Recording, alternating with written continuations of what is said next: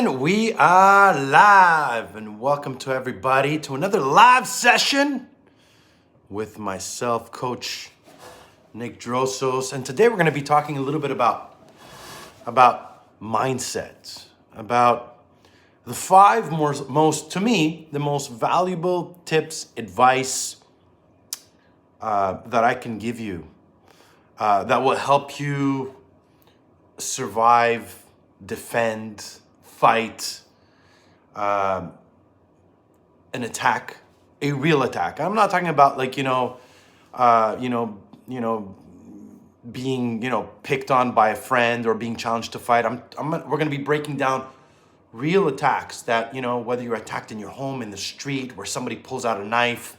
So here are some common factors that I put together over my years of training, and I've dedicated my whole life to self-defense training, to working security, clubs, conditioning, training, and mostly self-defense. And the idea is to provide the most realistic advice, tips, content, videos that I can to teach people how to best defend themselves.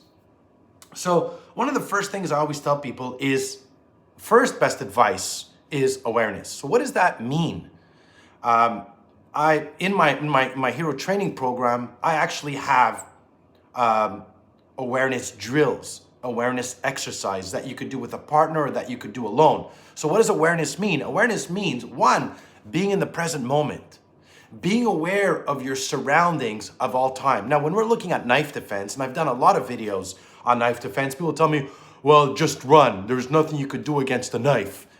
Well, that's kind of the shittiest advice, right? I'm pretty sure anybody who got attacked with a knife tried to run first, right? But here's the truth. If somebody's going to attack you with a knife, he's got to come at least 3-5 feet. The knife has to be out, and he's got to attack you. So I always say, how did the person get to the point where he pulls out the knife, he breaks his range, comes into your space, and attacks you? And that's when we talk about awareness. So being aware means being aware of your surroundings, of your space, of your environment, what's happening in that present moment, right? Now, again, you could develop this through doing drills, through doing exercises, building that, I call that building that radar, that as I'm walking, I'm always aware of what's going on around. And sometimes it's as simple as taking off your earphones, putting down your book, keeping your head up high, walking with your chest with confidence, moving the head. And when you hear, feel, or see something, is turn around and either look at that person or take that second to be always constantly aware of who and what's happening. Now that will make you a harder target, because if anybody wants to attack you, they got to get in that range, right? So start by just being aware, all right? And again, start by just being conscious. And if you have a hard time and you're like, well, Nick, where do I start? Start by just taking off your earphones, being in the present moment, and start listening to your instinct, your intuition, moving your head. And every time you hear or see something, just develop that awareness to locate everything you see and hear. The second best advice is, guys, verbal. You're confronted in a situation, use everything you can to diffuse the situation, right? We're not talking about, an attack or a fight in a schoolyard. We're talking about when you're faced, like me, walking out of the club at 3, 4 in the morning, and two guys are walking up to me and suddenly they want to start talking to me. My awareness is in damn code red. There's no reason why 3 in the morning, 4 in the morning after my shift at the club, somebody should start trying to open a conversation with me, right? Because I don't know, did I see them in the club? Did I throw them out? Is it a friend of a friend? So your awareness is key, but also your ability to diffuse, to de-escalate. De-escalate, what does that mean? As I'm working and training my awareness and I'm faced with my attacker, my hands are up, I'm talking to him. Why am I talking to him? I'm trying to diffuse, I'm trying to de-escalate, I'm trying to, at the same time, as I'm using verbal, I'm using the verbal to set up my strike, to be aware. Can I talk my way out of it? What does this person want from me? Why is he coming close to me? Do I need to step back? Do I need to step in? Right? What am I using verbal to set up my first strike? Right? Again, in the street, you never know who you're dealing with, guys. You never know. Right? And people always tell me, Nick, when do I know when to strike my opponent? Right? Well, one of the first signs is through verbal. If I'm trying to communicate to my attacker, if I'm talking to him, and at one point he's no longer communicating or just repeating over and over and over and trying to talk over me, and he's already gotten to that point that he knows he's going to strike because I've lost that first sign of communication, that means he's made the decision. He's no longer listening to you. He's in his head. He's just repeating, screaming, yelling because he's trying to build himself up to throw his first strike. Which leads me to the third one is be proactive. What does that mean? I'm using my awareness. I'm using my verbal. Third is start setting up your offensive and defense position. As I'm talking to my attacker, as I'm aware, my hands are coming up. I'm angling off. I'm aware if I'm looking, is there an improvised weapon? Are they two? Are they three? Am I with my son? Am I with alone? I have to establish as well you got to look at it as you can't look at it in a one frame. You have to look at the entire picture before you make that decision. Right? Some people tell me, "Oh, Nick, if a guy shows up with a knife and he wants your money, do you give it?" I'm like, tell me more. Am I alone? Am I with my son?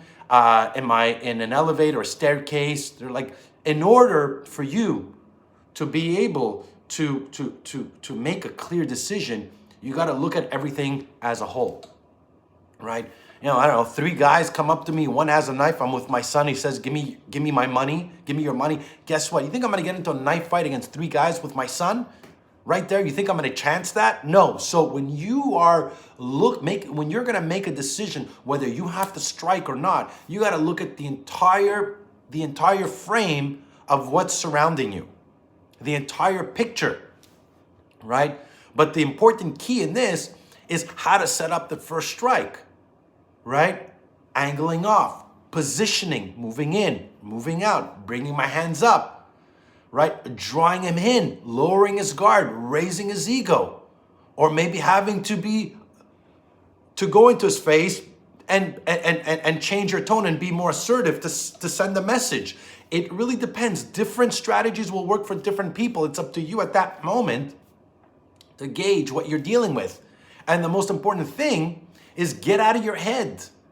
It's not the time to start questioning yourself if you're good, if you're trained well enough. It's not time to start thinking about what's going to go bad or be just nothing more than in the present moment and believe and trust in your training that you've trained to get you out of this. So even if you're scared at that very moment, which is normal, you might be afraid because you don't know the outcome.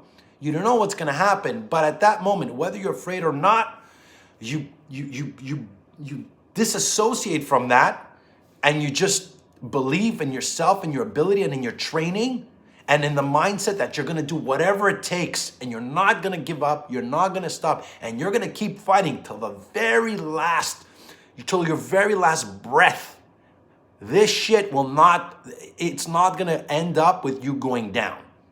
Right? It's going to end with, it doesn't end until you're out. That means I'm either getting knocked out or I'm dead. But as long as I breathe, you keep fighting. That should be your mindset, especially if you're in a position when if the person's hitting you and striking you, you better fight back. You're getting hit anyways.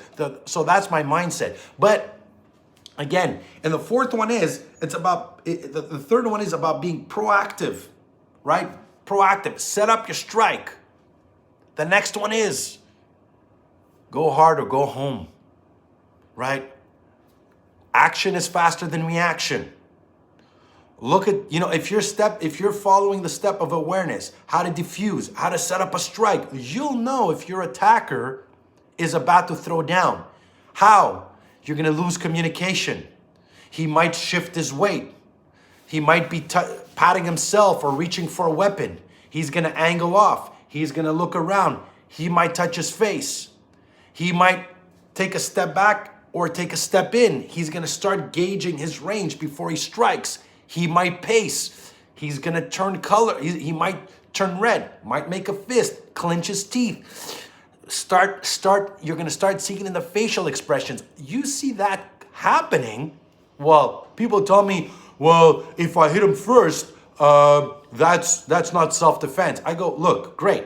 So you either have the option to let him attack you first and see what happens, or you strike him with everything you have, right into the throat, right into the eyes. You strike him as fast and as hard, and you do not stop until you create enough distance and space for you to escape. At the end, it's your life. I tell people, I'm not gonna be there.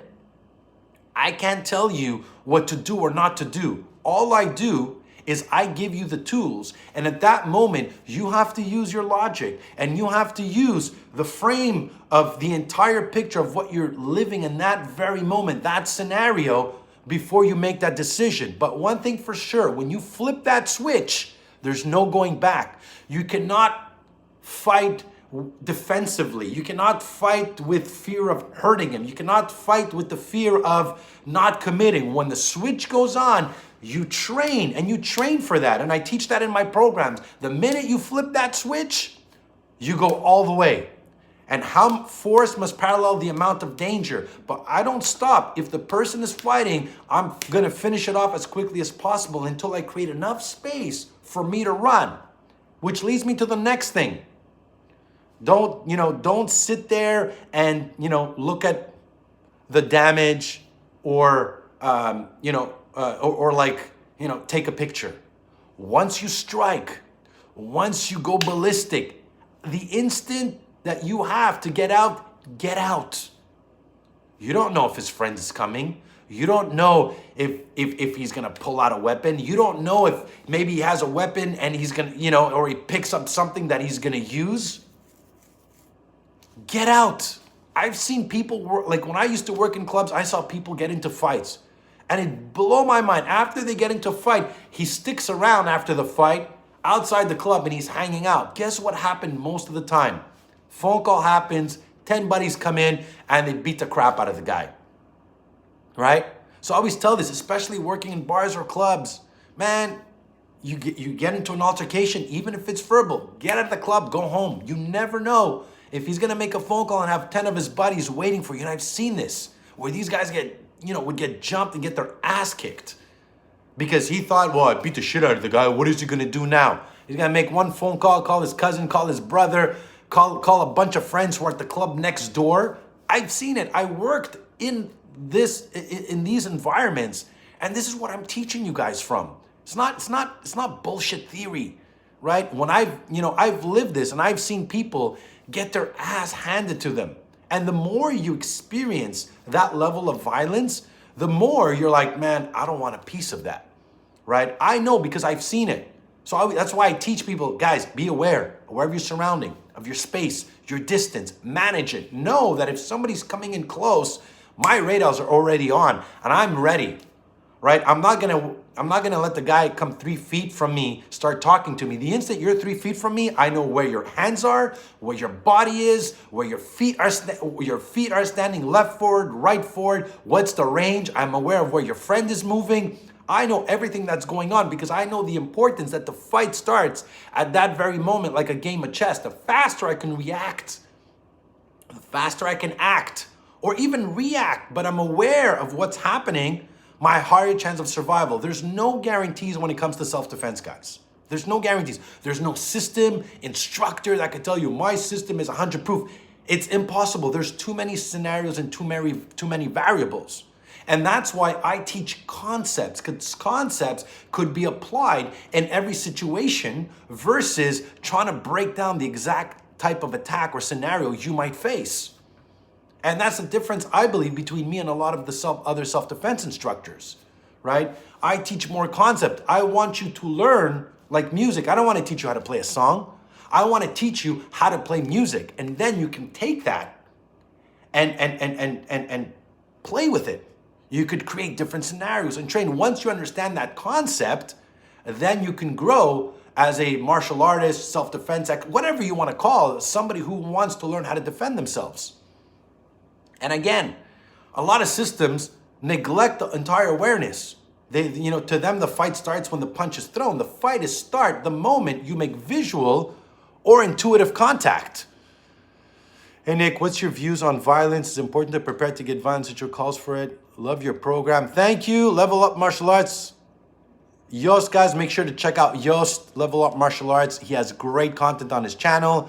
I always sit against the wall. I get anxious in pub. And so, Christian, that's a really good one. When I went to, I was in Greece 2 years ago, and I hadn't been in a club in years. And I worked in clubs, and my adrenaline and that fight or flight kicked in because I'm in a club, and I'm not, I worked in clubs. And I remember going to the bar, and I was by the bar, and I was very anxious because I could almost see every potential attack. I was already scanning like the bad group, the good group, the loudmouths, because that's what I trained for, right? Almost in 10 years in security and 7 years in nightclubs, I learned how to read people like this, right? That was my job. You see 1,000 people every weekend, 3 times a week, the way they shake your hand, the way they look at you, the distance they create. Do they look down? Do they look up? Do they give you a firm handshake? Do they try to come out with their chest? I was able to read all of this body language. And even if and nobody taught me this, it's just you get to like learn it because over and over you start learning it just through default of just being there all the time. Right? And I remember I'm at the club and I got so anxious because I wasn't used to it. Right? And I remember years back, I went with one of my girlfriends to an event and she saw me. I was stressed. I was anxious because, again, I trained security, which, when I was working there, obviously I didn't have that anxiety because I was in it. I did because it's been a long time. I haven't been in a big crowd of people and I'm always looking around. So I even developed this habit that when I'm with somebody in a public area and there's a lot of people, as I'm talking, I'm still moving my head. I know who's behind me, who's in front of me, what am I holding, what I could use as an improvised weapon. All this happens through years of real training, Nick, should someone learn wrestling or jiu-jitsu? Templar, both. I would explore both. I think they both have their benefits and drawbacks. Again, what's your purpose of why you would do each, right?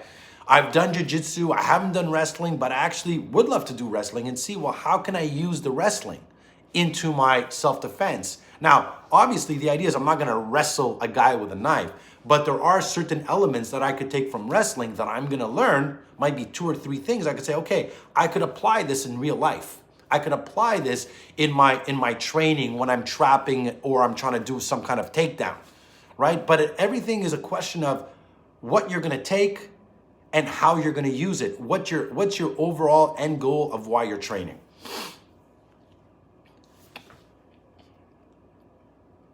What's your view on violence? It's important to be prepared to get violent if the situation... Look, when it comes to violence, unfortunately, what I've learned through my experience is, I've seen people get stabbed, right? I've seen people get stabbed in clubs. I remember I saw a kid get stabbed and die in front of me.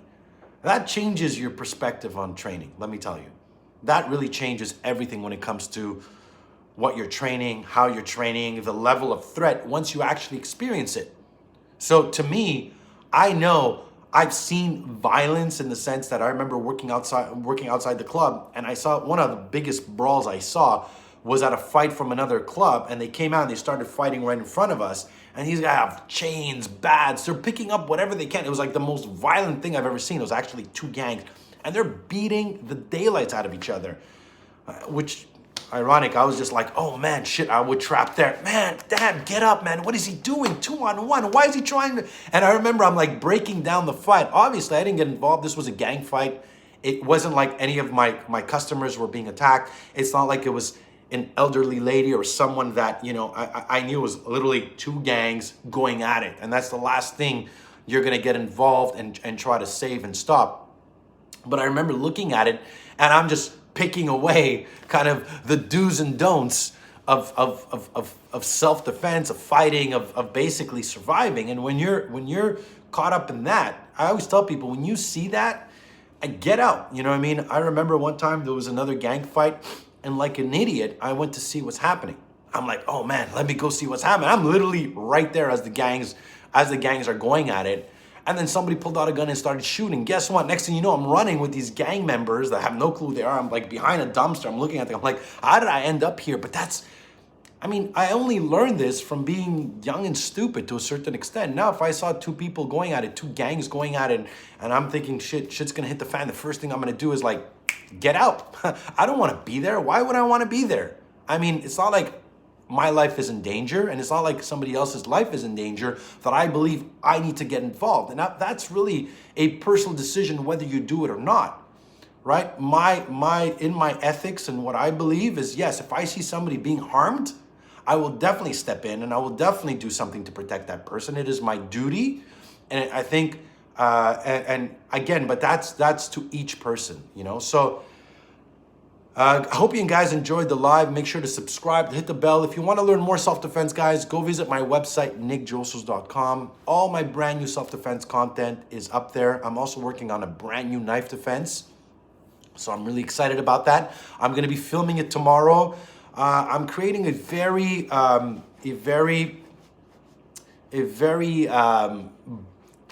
broken down knife defense program. One that I'm creating something that's never been done, never been seen, a full knife defense program, the way it's supposed to be done. So I'm really excited about that.